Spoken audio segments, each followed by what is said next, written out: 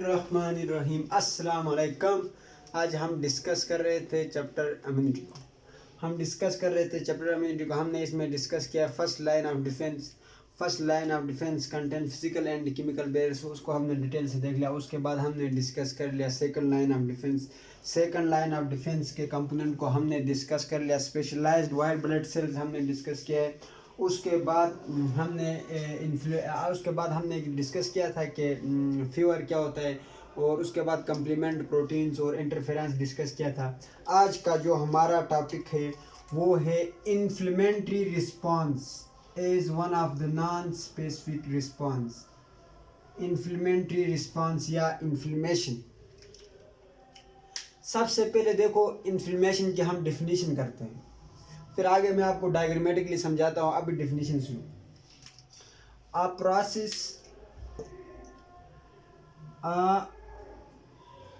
Process या response characterized by देखो a process or response characterized by pain, swelling, warmth and redness is called inflammation। वो response जिसमें number 1 pen भी हो, दर्द भी हो, स्वेलिंग भी हो और वार्मथ भी हो और रेडनेस भी हो। अभी पेन क्यों होता है देखो, हम आगे मैकेनिज्म में डिस्कस करेंगे। अभी शॉर्टकट सुन लो। पेन इसलिए होता है क्योंकि उनकी जो आपके वाइट ब्लड सेल होती है उनकी परमिबिलिटी बढ़ जाती है। तो परमिबिलिटी बढ़ने की वजह से ज़्यादा ब्लड फ्लो करता है। ज़्यादा ब्लड फ्लो क्यों करता है? क्योंकि ज़्यादा से ज़्यादा WBC उधर आए। WBC का क्या काम है वो आप अच्छी तरह जानते हैं। उसके बाद स्वेलिंग क्यों होती है? स्वेलिंग ज़्यादा ब्लड आने की वजह से स्वेलिंग भी होंगी। इसी तरह ज़्यादा ब्लड आने की वजह से वार्म भी होंगी और रेडनेस भी होंगी।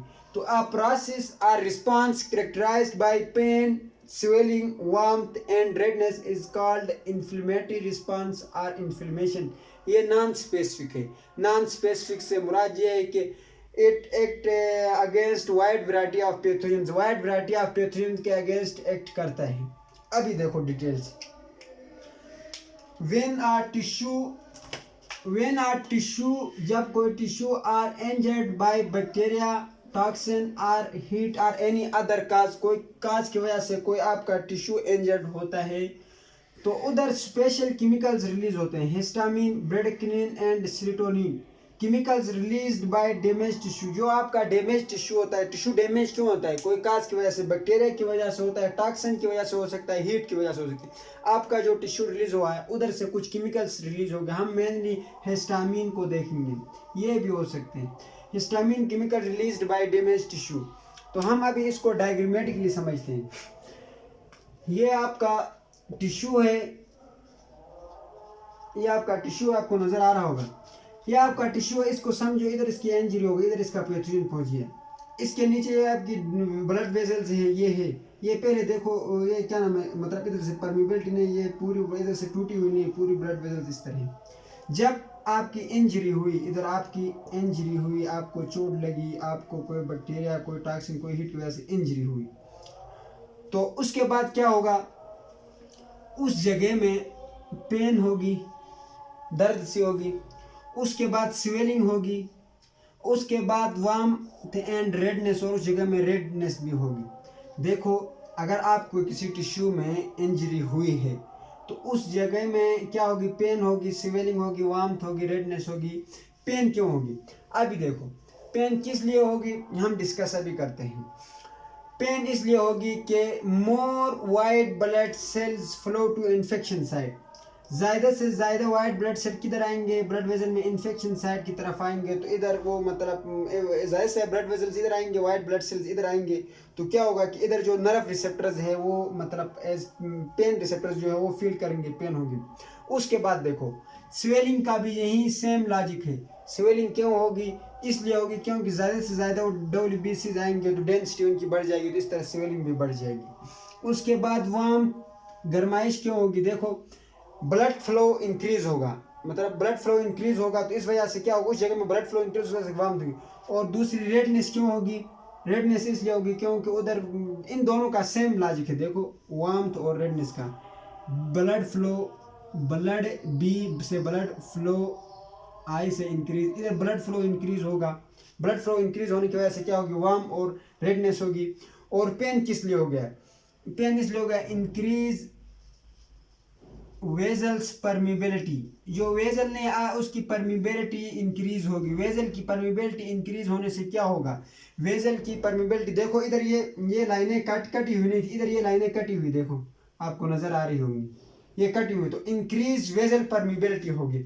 इससे fluid protein white blood cell migrate कर सकता है, इससे माइग्रेट करके इधर टिश्यू में जाके इसकी स्वेलिंग कर सकता है। तो इन दोनों का क्या है, रीजन क्या है इन दोनों का, इंक्रीज वेजल्स परमिबिलिटी, वेजल की परमिबिलिटी इंक्रीज होने की वजह से टिश्यू स्वेलिंग करता है और उसमें पेन होता है।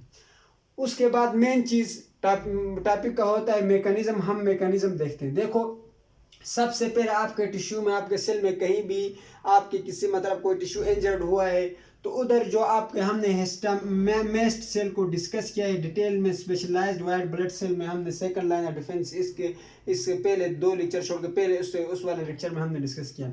मेस्ट specialized types of white blood cells, उनका जो मेन फंक्शन है वो क्या है, रिलीज हिस्टामिन। जब आपका टिश्यू इंजर्ड होता है तो उसमें क्या करते हैं, हिस्टामिन रिलीज करते हैं, एक स्पेशल केमिकल रिलीज करते हैं जिसका नाम है हिस्टामिन, हिस्टामिन रिलीज करते हैं। हिस्टामिन स्टिमुलेट्स वेजोडाइलेशन, इसका सबसे मेन फंक्शन क्या है, वेजोडाइलेशन, वेजल्स को एक्सपेंड करता है, एक्सपेंशन ऑफ वेजल्स मतलब वेजल्स को खोल देता है। Main function of histamine is expansion of vasodilation, vessels को एक्सपेंड करता है। क्या फंक्शन है, मेस्ट सेल क्या करते हैं, रिलीज करते हैं हिस्टामिन को। हिस्टामिन क्या करता है, स्टिमुलेट वेजोडाइलेशन, जो आपकी वेजल्स है उनकी डायलेशन मतलब उनको एक्सपेंड करता है। इसके एक्सपेंशन होने की वजह से क्या होगा, increase blood flow, increase blood flow, blood flow क्या होगा, इंक्रीज होगा, उस जगह में ब्लड ज्यादा से ज्यादा आएगा।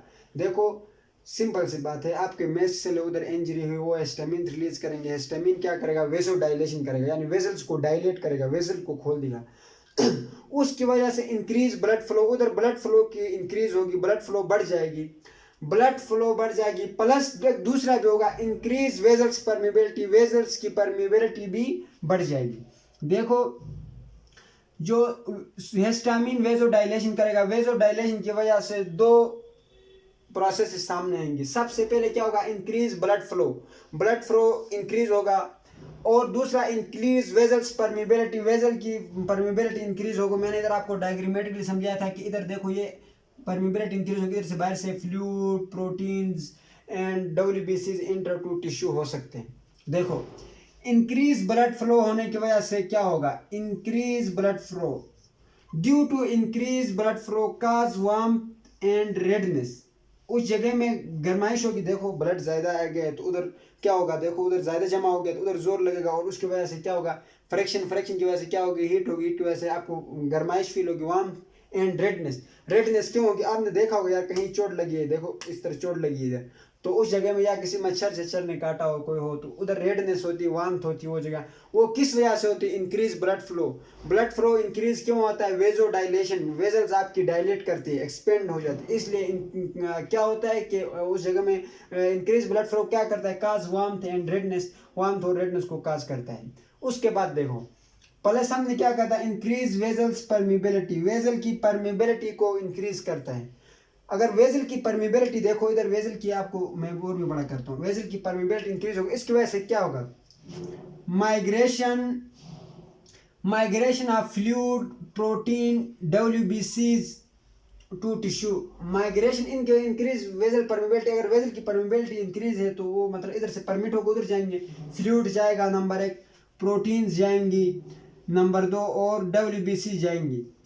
इनके जाने से क्या होगा, देखो एक चीज में मतलब एक वो गुब्बारे आप उसके अंदर मतलब हवा भर रहे हो, फ्लूइड डाल रहे हो या प्रोटीन या डब्ल्यूबीसी कुछ भी, मतलब फ्लूइड आप उसमें हवा भर रहे हो, फ्लूइड का मतलब ये नहीं पानी, हवा भी फ्लूइड में आता है, हर बहने वाली चीज फ्लूइड, हवा भी बहता है, तो उसकी वजह से क्या होगा, तो उसकी स्वेलिंग हो जाएगी का स्वेलिंग, और स्वेलिंग की वजह से क्या होगी कि वो जो आपकी वो क्या नाम है वो आपकी वेजल्स क्या करेंगे, डायलेट करेंगे, एक्सपेंशन होंगी उनमें, इसलिए क्या होगी स्वेलिंग, और पेन किस वजह से होगी, due to increase vessels permeability, vessel की परमिबिलिटी के इंक्रीज होने की वजह से होगी। इधर तक क्लियर है। ये इन्फ्लेमेशन का लफ्ज़ तो आपको करोड़ों बार सुनने में आएगा बायो में, इसलिए इन्फ्लेमेशन का कंसेप्ट इधर क्लियर करो। आपने टीबी पढ़ोगे, इन्फ्लेमेशन ऑफ लंग्स, जो भी बीमारी पढ़ोगे उधर इन्फ्लेमेशन का लाना ज़रूरी है। तो इन्फ्लेमेशन इज अ रिस्पॉन्स, एक रिस्पॉन्स है characterized by pain, swelling, warmth and redness. अपने इन 4 सिम्टम्स से वो जाना जाता है, और सिम्टम्स ऑफ इन्फ्लेमेशन भी यही 4 है, सही, ये सिम्टम्स में भी यही आते हैं। उसके बाद ये क्या हुआ, बेनिफिट्स ऑफ इन्फ्लेमेशन, इन्फ्लेमेशन होने के क्या फ़ायदे हैं। सबसे पहले देखो क्या होगा अगर हमने अभी और मैं आपसे समरी पूछा था, हमारी समरी क्या बनती है। हमारी समरी ये बनती है कि हमारे जिस जगह में हमें इंजरी हुई है उधर से मेस्ट सेल एक केमिकल रिलीज करते हैं जिसका नाम हिस्टामिन है। तो वो हिस्टामिन क्या करता है, वेजो डायलेशन करता है, यानी वेजल को एक्सपेंड करता है। तो उसकी वजह से ओवरऑल हम देखें more blood flow to infection side, उस इन्फेक्शन साइड में मोर ब्लड फ्लो करता है। ये आपका इन्फेक्शन साइड है, सही, इधर आपका इन्फेक्शन हुआ है, इंजर्ड हुआ है, तो more blood flow to infection side, infection side की तरफ फ्लो करेगा। तो ब्लड के साथ WBC भी घूम रहे होते हैं, तो मोर WBCs क्या होंगे, more WBCs flow to infection side. इसी तरह ज़्यादा ब्लड जाएगा तो ज़्यादा WBC भी इन्फेक्शन साइड में जाएंगे एंड किल द पैथोजेंस, और पैथोजेंस को किल करेंगे। और लास्ट बात, ये इन्फ्लेमेशन कब तक रहेगी। इन्फ्लेमेशन उस टाइम तक रहेगी जब तक कंप्लीटली रिमूव या कंप्लीटली डिस्ट्रॉय ऑफ पैथोजन ना हो। कंप्लीटली डिस्ट्रॉय ऑफ पैथोजन, आपकी बुक के आखिरी लाइन लिखी हुई है इस टॉपिक की, कंप्लीटली एडिकेटेड ऑफ पैथोजन। एडिकेट का मतलब निकालना, रिमूव करना, ख़त्म करना। उस टाइम तक कंप्लीट नहीं होगी, इन्फ्लेमेशन ख़त्म नहीं होगी जब तक कंप्लीटली आपका पैथोजन डिस्क्राइब नहीं हो, मतलब आपका कंप्लीटली आपका पैथोजन जो है वो डिस्ट्रॉय नहीं हुआ। इसके बाद हमारा लास्ट एक टॉपिक बचता है, मतलब second line of defence, non specific defence में, यानी इननेट इम्यूनिटी का एक पार्ट है। इननेट इम्यूनिटी मतलब इनबरन इम्यूनिटी का एक पार्ट है, वो है मतलब फीवर आर पायरेक्सिया, और उसके साथ छोटा सा टॉपिक है पैरोजेंस काज फीवर आर कॉल्ड पायरोजेंस। तो हम नेक्स्ट लेक्चर में उसको डिस्कस करते हैं। खुदा हाफिज़।